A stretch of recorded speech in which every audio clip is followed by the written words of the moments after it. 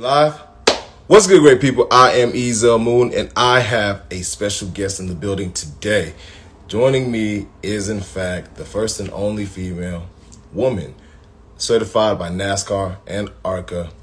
She has her license, and that is, in fact, Tia Norfleet. A frank conversation is sponsored by Body by Trini. Go to bodybytrini.com for all you bath and body needs.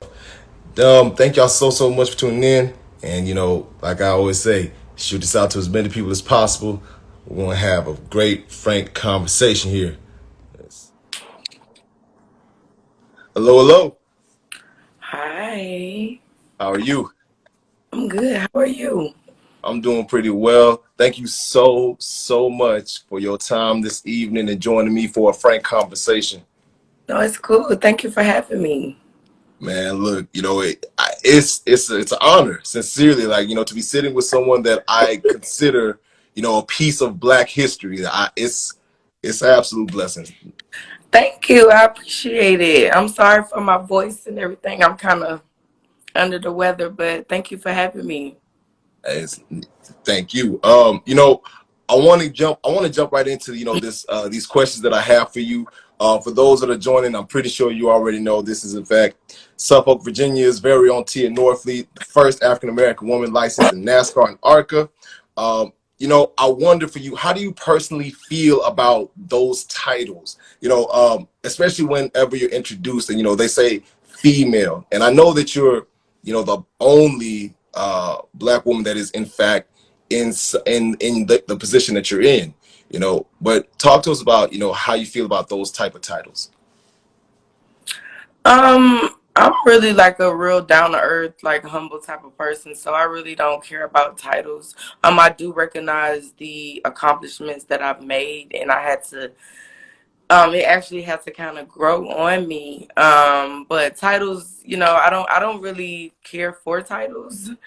I just want to be a positive representation for people that look like me, and hopefully I can open some doors for girls that look like me. Most definitely. Opening those doors is a very big thing. Making sure that you build that bridge for those that are coming behind you. Talk to us about some of those things that you're doing right now to make that happen. Right now, I have a nonprofit. It's called the Glam Garage. I actually teach young girls the basic fundamentals of car maintenance, like Right. how to check their oil, how to change their tires, just the basics, because luckily for me, I had a father that was in my life all my life, and he taught me how to change a tire in case I get, a flat tire on the side of the road and I don't have anybody there, or I don't have a boyfriend or whatever. Half of them don't even know how to change a tire. You know what? In reality, you might want to expand it for these little fellas too, because a lot of them are on Fortnite now, knowing how to figure out how to change a tire. Just saying. Facts. And I'm also talking to a couple different race teams in regards to just the business side of it to expand, because a lot of these people or these teams say that they want diversity and inclusion, but I feel like that's just a bunch of words sometimes, and they're not really including anyone that's truly diverse. So yeah, I'm just working on a bunch of different things behind the scenes, because my journey has not been easy, but again, I'm definitely not giving up on it. So yeah, that's kind of where I'm at right now. Most definitely. Do you feel as if the uproar in regards to making sure that there's diversity and inclusion in all fields of as well, especially the racing field, has kind of died down since so much time has passed since the George Floyd incidents? Absolutely. I think that people, especially these big corporations and companies, they kind of just get in with the times. If it's hot right now, let's jump on it. And to be honest, there's no real authenticity or genuine, what I'm saying, effort. Not for all. I'm not gonna put everybody in a box like that. Not everybody. Right. But yeah, I do think it's kind of died down because it's not a hot topic anymore. You know, it's crazy that the hot topic would in fact be, hey, let's not murder black people on camera. This is America. Right, right. Now, I want to, go into a little bit about, some of the things that I read, as well as researched about you. I can only imagine your face when, your Barbie Corvette car, the speed was increased, by your pops, and now you're going faster. I wonder, to this day, after so much time has passed, do you still get that same feeling whenever you're going faster? Excuse me. Yeah, absolutely. I mean, I was on a conversation today, and the guy was like, we were just talking, and he was like, well, he was saying something, and I think he was trying to hook me up with some guy, and I'm like, child, nobody want my crazy self. And he was like, you know what, you gotta be a little crazy to be trying to drive these cars. Cause I was just joking with him, but then he was like, well, you know what, you gotta be a little crazy to volunteer to get in a car and doing, Absolutely. X amount of speed limit. So yeah, I definitely still get the feeling whenever I have the opportunity, and it's a feeling of excitement and a little bit of fear in the back of your head, because you gotta have a little bit of fear. Can't Yeah, get too comfortable because anything could go wrong. But I absolutely. definitely still get excited, and I mean, yeah. Yeah. You have any other endeavors outside of, like, the racing and the philanthropy that you're doing, that that gives you that same feeling, or is it just strictly just this one thing? No, my first love was always music. That I could sing before I could drive, so that was always my first passion. I kind of put it on the back burner for racing. Right. But yeah, I definitely have, music is something that I think is a universal language, and it's something that speaks to your soul. And I'm a very soulful person, a very spiritual person. So music is definitely something that gives me that feeling as well. Most definitely. What's some of your favorite artists right now? Right now, I mean, I listen to all kind of music. So I don't really have like a favorite, but Mm, I'm also an old soul. So I love the Betty Wrights, the Anita Bakers, you know what I'm okay. saying? I love the even Bob Dylan. I'm kind Okay. of all over. So yeah, I really don't have any favorite. I love her. I love Jasmine Sullivan. Yeah. Yeah, I don't know. I like a lot of different people, but Most I don't de- really have most a definitely. favorite per se. Okay. You know what's crazy? I asked that question like, I have a favorite. I don't. I'm honestly an eclectic ear myself. Yeah. I'll sit here and listen to music in Japanese one day, and the next thing you know, I'm singing along to Summer Walker the next day, trying to catch Okay. all the notes. But Right. Okay. Sliding down the wall and stuff. look, for sure, you know it. I want you know, kind of like, just shifting from there really quickly. I wonder for you, uh, I what are your thoughts in regards to trying to gain that audience, like for the racing community, as far as bringing some more of us into that realm. In July 2020, an article on Autoblog published that, according to NASCAR, the demographics show an overwhelming white fan base, which is 75%, but the multicultural slice of 25% has climbed from 20% in 2011. But black fans made up only 9% of that, 25%. 9%. Oh my God. I'm surprised we made up that much. Look, you and me both. But I wonder, what do you feel can be done to better market to African Americans?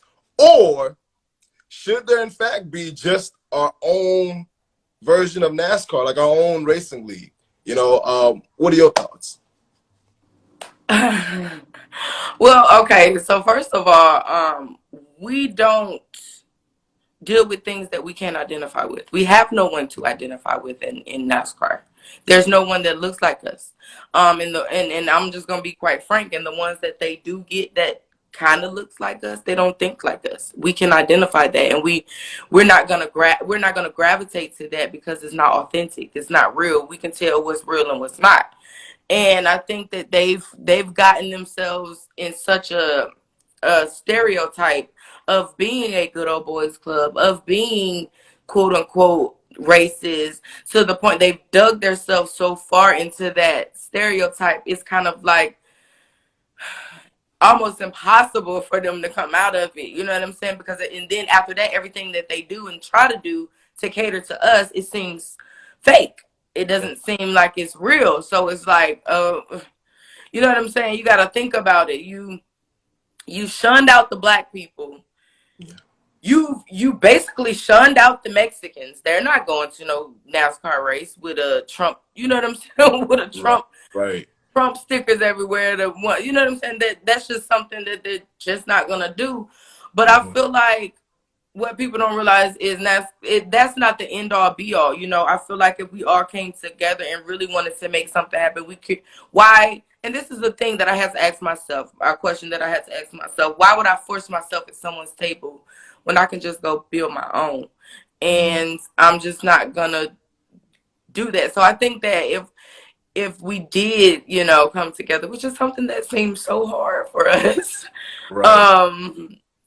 we can just create our own thing. A lot of people don't realize that racing its origin is from bootlegging. Who outruns the police more than us? You know what I'm saying? Like, that started kind of from us. Although we didn't have the money, the backing to create what is created now. You know, everything comes from us. Honestly, But I just think, about everything in the cult, everything really kind of has origins within, you know, us. right. I think it'll just be better to just create our own situation. And that's just my own personal opinion. That makes sense. That makes sense. You know, I'm someone of the mindset that, you know, of course we want to definitely, you know, have our own, but I'm also, you know, believe that we should, you know, have seats at other people's tables just so that we can, you know, be a part of those conversations as well. You know, although I do, in fact, I feel like we should honor those that do both, those that establish, you know, our own tables, those that are actively building our own tables, and those that are having seats at the other tables, because there are two different types of struggles there that should, in fact, be honored, you know. And as you, as someone being someone that has to, you know, that's had to sit at someone else's table, you know, your struggle should definitely be honored. Your father's struggle should definitely be honored. And anybody else that, you know, that comes from, you know, that holds that much more melanin within their skin, right? They should in fact be honored for what it is that they have done within the field of racing, because, you know, they are in fact Black history. You know, and that's something that I wholeheartedly believe. I agree Yeah, with you. Yeah. I mean, you once said something. You got a quote. You know, speaking on it. You said that we both represent. You were talking about yourself and your father. That we both represent two generations of discrimination. You know, when do you feel like this will no longer be a thing to deal with within the racing world? Is there like a certain time, or, you know, is it what? When do you feel like that'll actually happen? When we control our own narrative and we have the ability to control our own situations, opposed, like I was saying, opposed to um when someone has the ball and you're just, you know what I'm saying, you're just there. It's like you can't really do too much. So I think that when we're able to have our own sponsorships, have our own funding, our own backings, you know what I'm saying? Otherwise we're at the foot of the people who does have the money. You know what I'm saying? Really can't do too much because you there's no control factor for you. You're kind of like a pawn, you know what I'm saying? You can't really do a lot. Right. You're right. You're right. That really is. I don't want, honestly, for, you know, especially for my son, if he wants to go into racing, you know, like. And by the way, if we're ever in Georgia, I'm about to send him to the, you know, to the Glam Garage. Make sure that he gets. his knowledge. I know how to change a tire. I've been the one that's been called in the middle of the night, but I'm gonna still bring him to see you so that he can, look, everybody should know how to change a tire. So anyway, but yeah, aside from that though, sincerely speaking, I wholeheartedly believe that, I don't want my child to grow up in a world where, he would have to face, if he does decide to go into racing, like he would have to face the same issues that you faced or that your father faced, right? I don't believe that that's something that should in fact be around anymore, especially when it comes to the next generation. And it shouldn't be that, he's trying to like have to gravitate to those that, that don't look like him. He should be able to just walk in there and based off of his own merit, be able to succeed. But do I have hope? I have a sliver of hope that, by the time he's older, look, it's a sliver of hope. I ain't saying it's just a but keep it's hope like alive. It's like but I'm hopeful that, that's not going to be something that he has to endure, because what you've had to endure as far as, from, like I said, the think from the NASCAR fans, no N words in NASCAR, the disrespect, the negativity that came from, that people that are fans of the sport. It's a toll on the mental that, I feel like should in fact be addressed, and what better way to address it than to have a conversation with you, talk to us though about that, about the dark side of the dream. How do you feel like, that all that you have endured has, impacted you mentally and your outlook on, people? Oh, yeah, absolutely. It's definitely a dark side to any dream, especially if you're in any part of the entertainment industry. Right.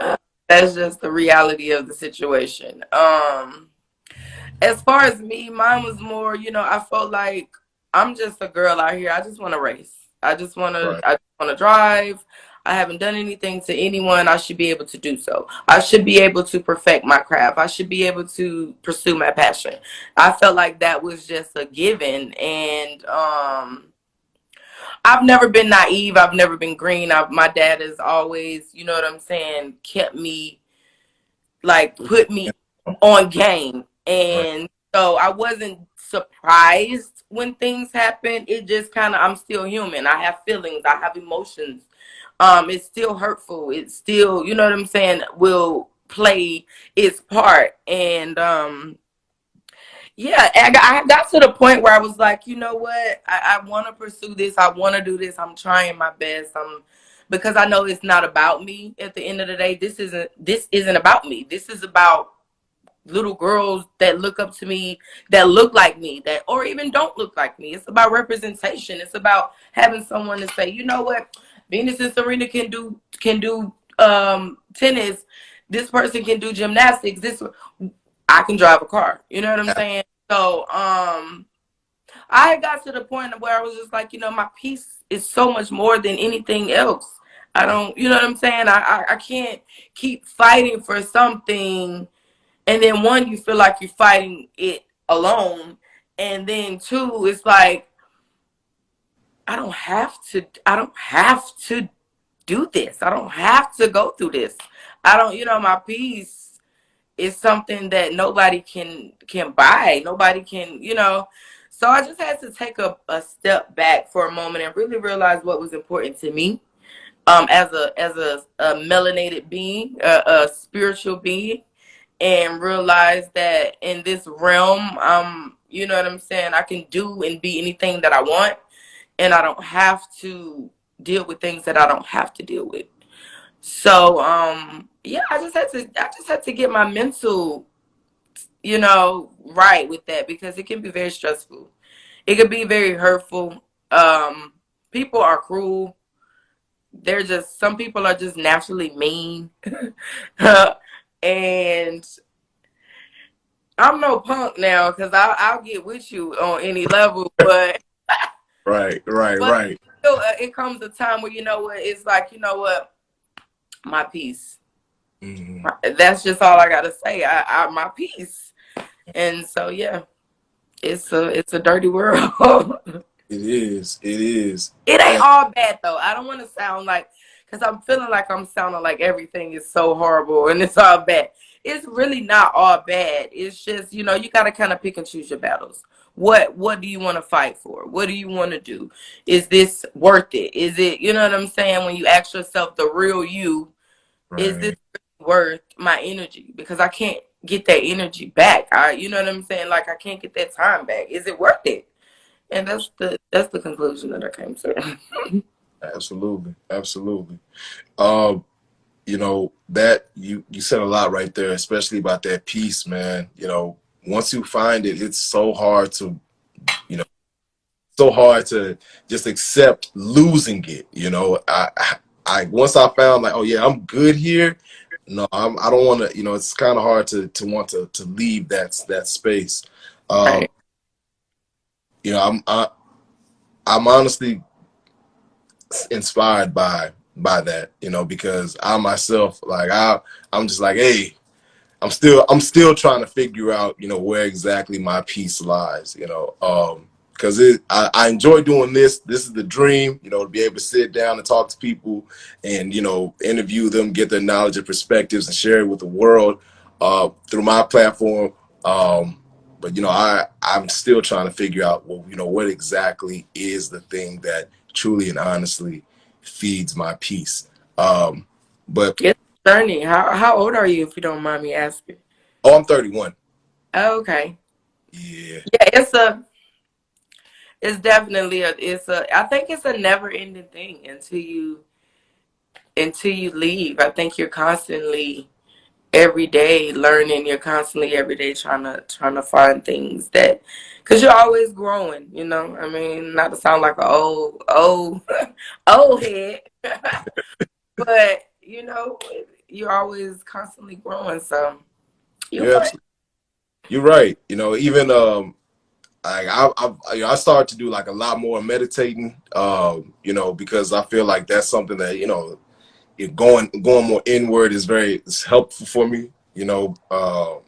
But yeah, like I said, just it's still you're right. It's still a constant search, and I don't really subscribe to that mindset of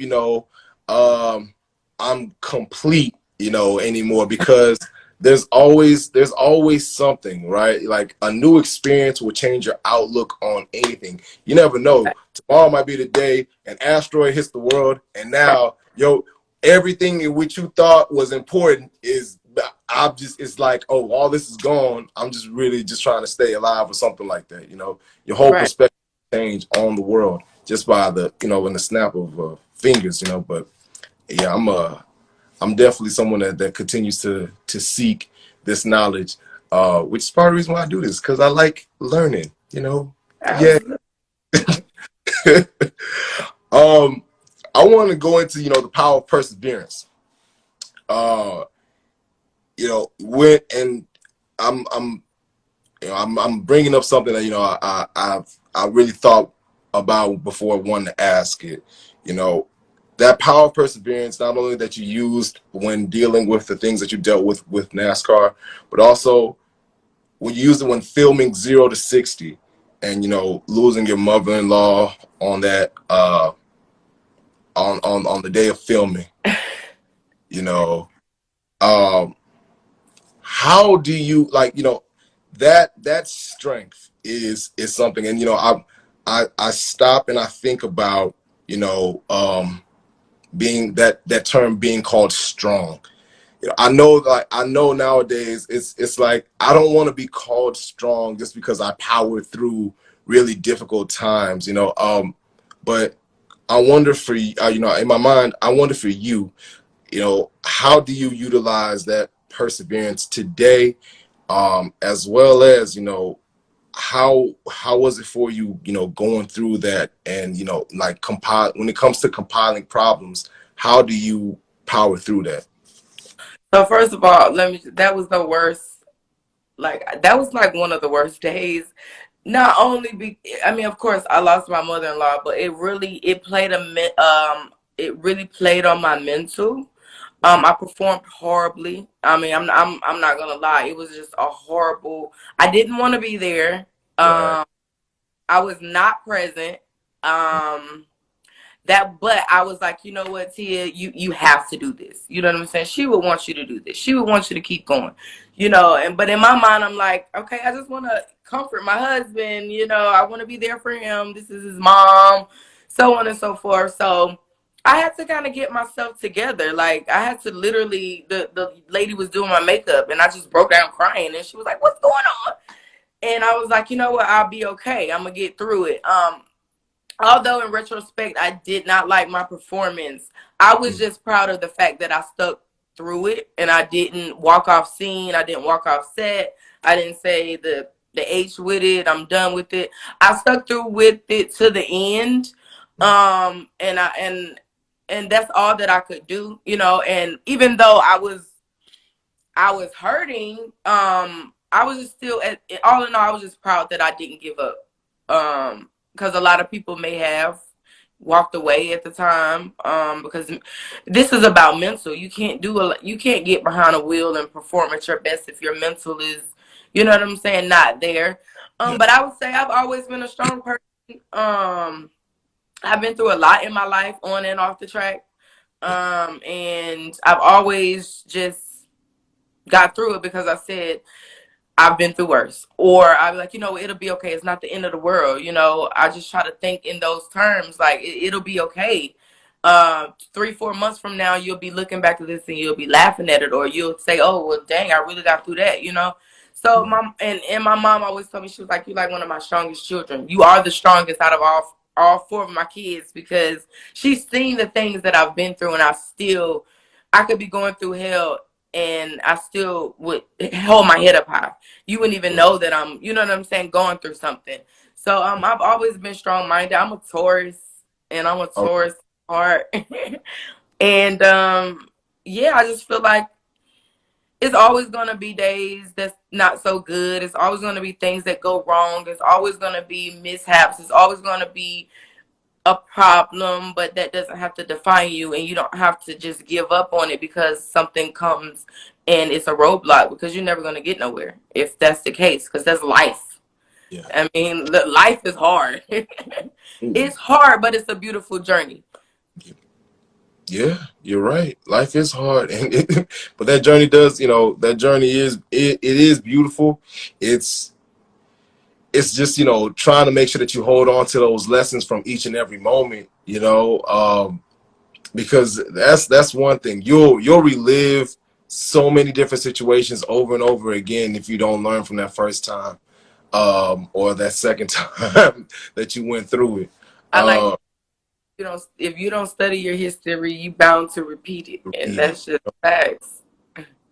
Man, it's funny that you say it like that, because like now I'm really thinking about the next young lady that would want to, go down the same path that you went down, right? Like, if she doesn't study, what the things that you went through, she won't really, she won't really understand the obstacles that will come her way. I hope what do you if you see someone that is in fact, trying, another young lady that's trying to get into racing, how do you feel like you'll step into their lives and help them if they reach out to you for help?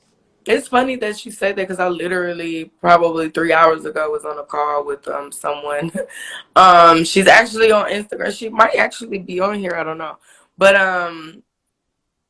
so I guess her coordinator, that he called me, and she wants to race, and she's doing, she was doing carts, and now she's moving up the ranks. And so he called me, and I was like, look, don't call me and you're not getting straight to the point, because all that beating around, I'm not that type of person. Let's just get straight to Right. the point.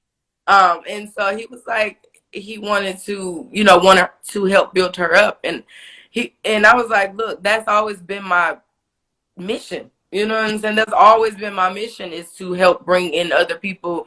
Because luckily for me, I had a dad that went through this and had, he was already in it. A lot of people don't. And if you don't, it just becomes a little harder to get involved. But I would say if it's your passion and it's something that you want to do, and it might sound corny or cliche, do it. You know what I'm saying? Stick with it, ride with it, because it may not happen overnight. But if you really want something and you're determined and you put that energy out there, it's bound to happen. It's the law of the universe. Whatever you put out there is gonna come back to you. So, whether it's good, bad, or indifferent. So yeah, you definitely have to, just stick with it, and you definitely gotta have tough skin. But as a black person in America, you born with tough skin. Gotta be, You're gotta right. be. You're right. We have no. This is true. Um, you're right. You're right. Honestly, I'm speaking the blessings onto that person. And just I can't wait to be sitting down with them one day. Because Yeah, you're gonna like do that, it. she gonna do. I look. From your lips to God's ears, man. We speaking it into existence. Yeah. I want to get into the goal of this show, and that is philanthropy, garnering support from the audience and putting it towards a charity or nonprofit that you care about.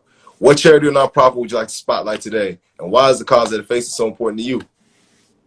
The charity or nonprofit that I would like to spotlight, of course, is my own. It's called Glam Garage, Got and it. it's important to me because it teaches it.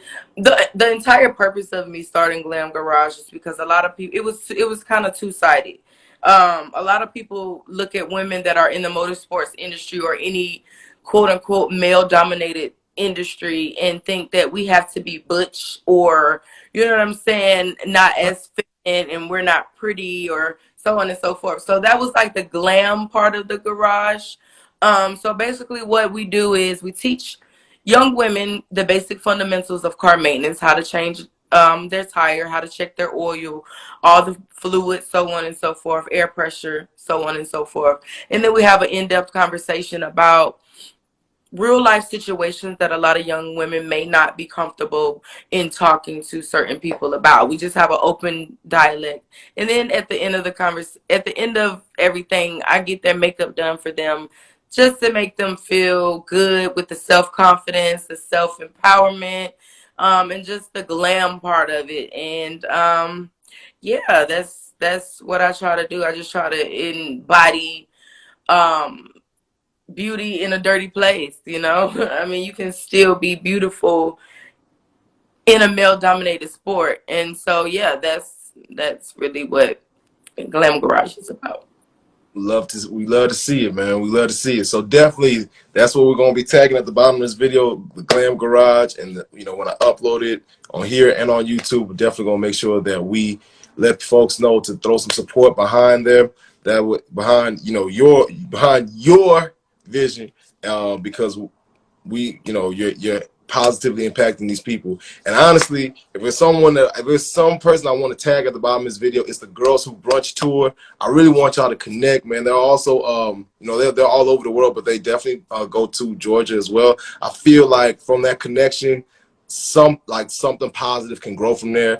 But I'll tag them, so that you guys can have that talk, because I feel like they would want to have you and your story on their platform as well. Cool, thank you. I would love to connect.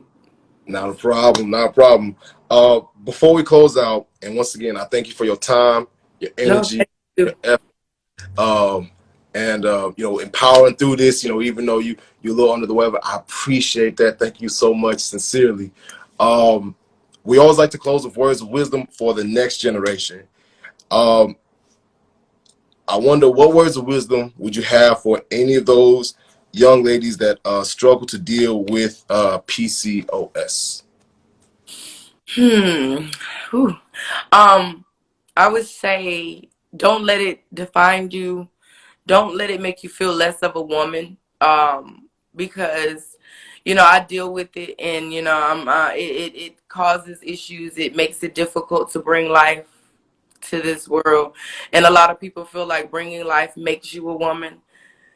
Don't let that define you, because I found myself like in a kind of depressed about a situation because I felt like I wanted to, I want to have a baby, but it makes it hard. So anyone with PCOS, just keep fighting, learn more about it. Definitely try the natural route when it comes to things, and just don't let it make you feel like you're less of a woman, because you are a woman. You were born a woman. God made you a woman, and that doesn't define you as a woman. Most definitely, most definitely, most definitely. Man, thank you again for that knowledge. For this next generation. Sincerely speaking, I appreciate you. How else can we follow and support you? Yeah, I'm on Instagram, Facebook. My name Tia Norfleet. Yeah, I'm about to. Yeah, that's that. That's where I'm at. For sure, for sure. Thank you again, and like I said, I'm speaking anything that you got going into existence, Thank and you. not a problem. It's an absolute honor. Thank you so much for having me. I appreciate it. Not a problem. You have a good one now. You too. Thank you. Man, that was Tia Norfleet, you guys. Definitely, that was an absolute honor to be able to sit down and speak with a part of Black history. You guys definitely check her out. We are going to be supporting the Glam Garage with this video. And yeah, man, I'm gonna definitely shoot this out to the girls who brunch tour. Nah, so see, that's the thing for me. I like connecting good people and other good people, and then they grow, and then they build, and then they help and impact more good people. It's gonna be amazing. If you enjoy what I do, $ Ease the Moon, 60% goes to a charity or nonprofit that has been mentioned on the show, and 40% goes to making this the best thing you've ever seen, where we're now sitting in person. I'm back to playing them in mini air hockey. Y'all are in the crowd. We had a Black-owned business. We're going back and forth, and you guys are like, oh my God, I remember when this was on IG Live. And then I'm like, I know, right? And then the guest is like, yo, you're supposed to be asking me questions. And then we're all laughing, and then you guys are supporting the business, and everything's just amazing. Yeah, that's what that's what the donations go to. Thank y'all again so much for tuning in. I'm Iza Moon, and I'm not doing it unless it's fun and it helps people. Peace.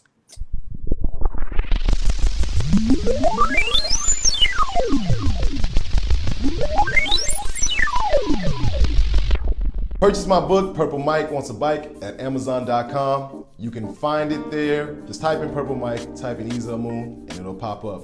If you guys want to follow me, no, not even if, go follow me at Iza_Moon on Twitter and Instagram. I'm Iza Moon, and I'm not doing it unless it's fun and it helps people.